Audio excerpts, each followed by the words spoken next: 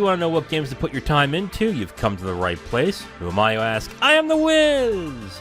And I'm going to do a multi-game edition of Thinning the Backlog today.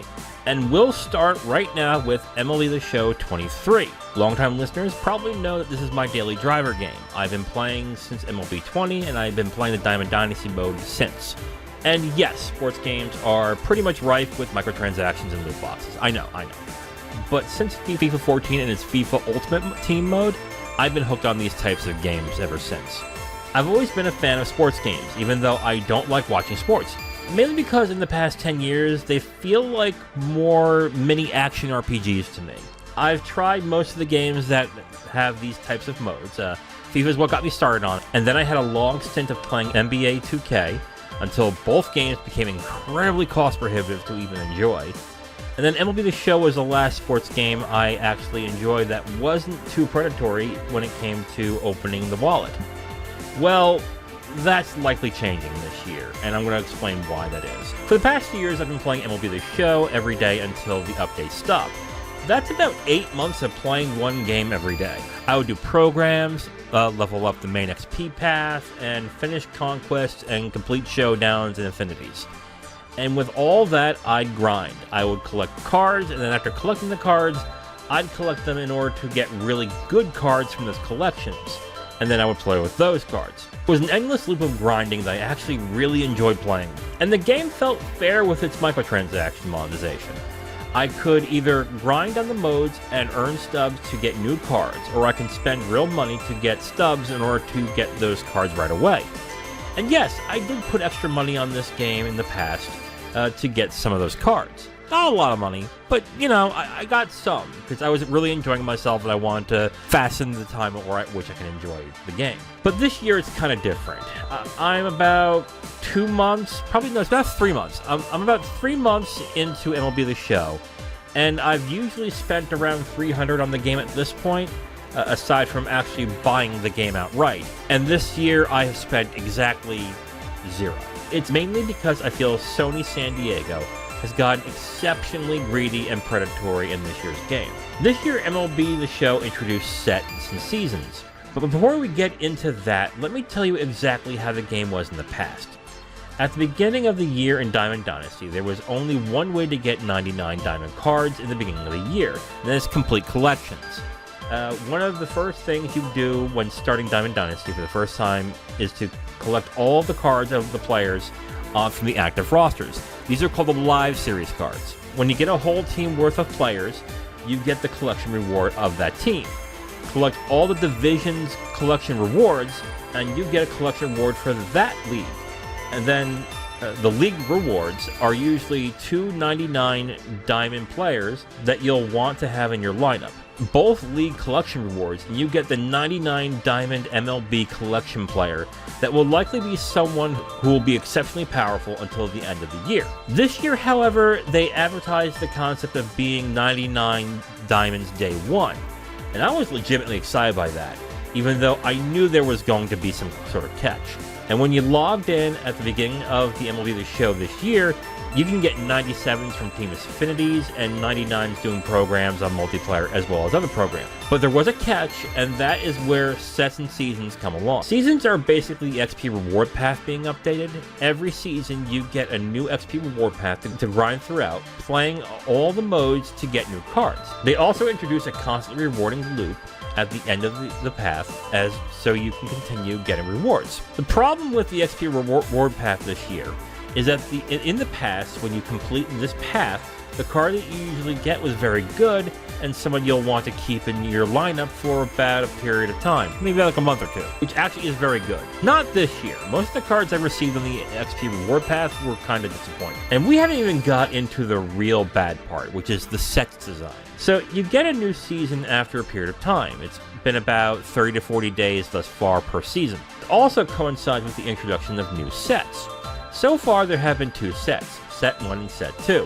Have new 99s and new cards for you to collect.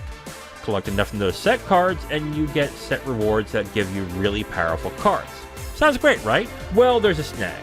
Every season, they phase out sets. So, Season 1 was just set 1 card. Season 2 allowed you to use both set 1 and set 2 cards. Great, sounded fun. Here is the problem. Season 3, which starts in a little over a week, is only set 2 and set 3 cards, which means, aside from one wild card that you can use on your lineup, set 1 cards are unavailable in most modes, and that's pretty much all the multiplayer modes in this. So all the time that you spent grinding for all those rewards and the money that you spent on getting all those set 1 cards, they will be useless when the new season starts. This is a bitter pill to swallow, especially me, even though I haven't spent an extra dime on this game.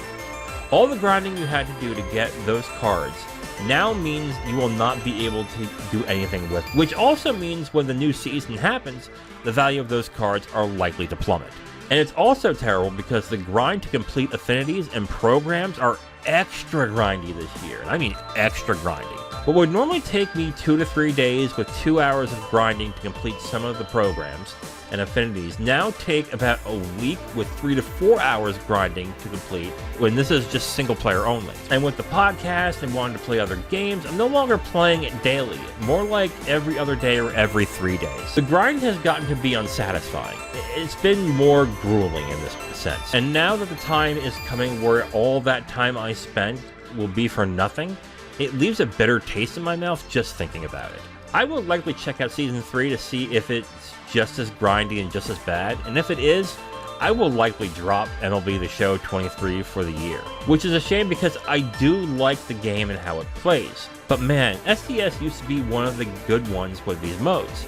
Looks like they're going to go the 2K and EA route sometime soon, where they're going to make them extra grindy and they're going to have you pay more to get the better cards. Next up, I have also been playing, and I'm using playing in air quotes here, Idle Champions of the Forgotten Realms. Now, this was a free game, or I think a free pack, that was given away on Epic Games. And since my mind likes numbers going up, that's just the way I am, unfortunately, I was like, yeah, you know what? Why not? I'll try it out. But making numbers go up is essentially the game. It's numbers go up the game, essentially. Basically, if you guys remember the game Cookie Clicker, it's like an auto-click game where you level up your party by spending gold that they have earned. You do nothing but level up your characters, and the fighting is done automatically. That's it. The game automatically plays itself, even when you close it. So, as of right now, while I'm recording this, the game is playing itself as we speak. I'm not even sure why I'm playing this, but what I generally do is level up my characters and recruit them until the point where there is nothing left for me to do, turn off the game, then come back a few hours later, level them up, and recruit, turn off the game, and continue that loop until the mission I am on is done. Then I complete that mission and go into another one. It's actually strangely insidious how addicting this game is, but the addiction is more like when I have a quick moment, I'll check on my characters kind of way. It's not like, oh, I gotta play more. It's like, yeah, you know what, I have a few minutes, let me put on Idle Champions. Something I haven't been able to figure out is if this game has cross-progression, because it's on consoles, tablets, phones, and Steam.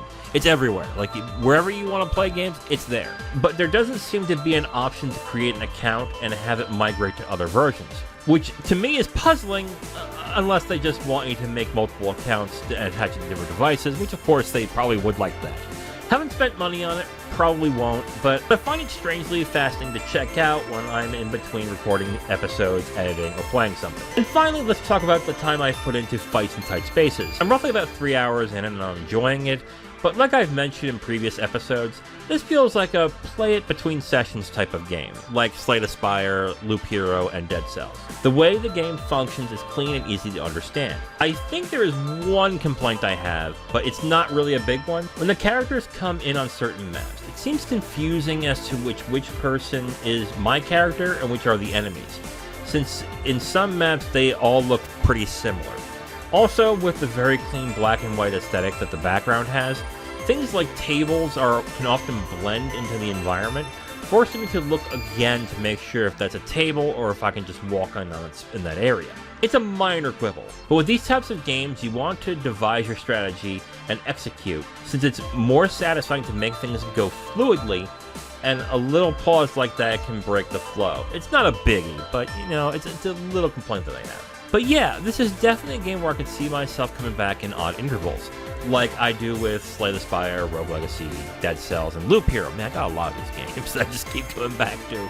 But I love these games. I really enjoy playing these games. Basically, run-based games I haven't beat yet, and I do enjoy immensely, but they are comfort food games, where I just want to have a quick burst of fun, and I'm not necessarily worried about beating the game. And with that, that is the end of this episode of I Am The Wiz. Friday is another gaming news roundup. Saturday is a review of Ones with Kim Shackman. And Sunday is the Sunday Matinee. And until then, I am The Wiz, and I will talk to you next time.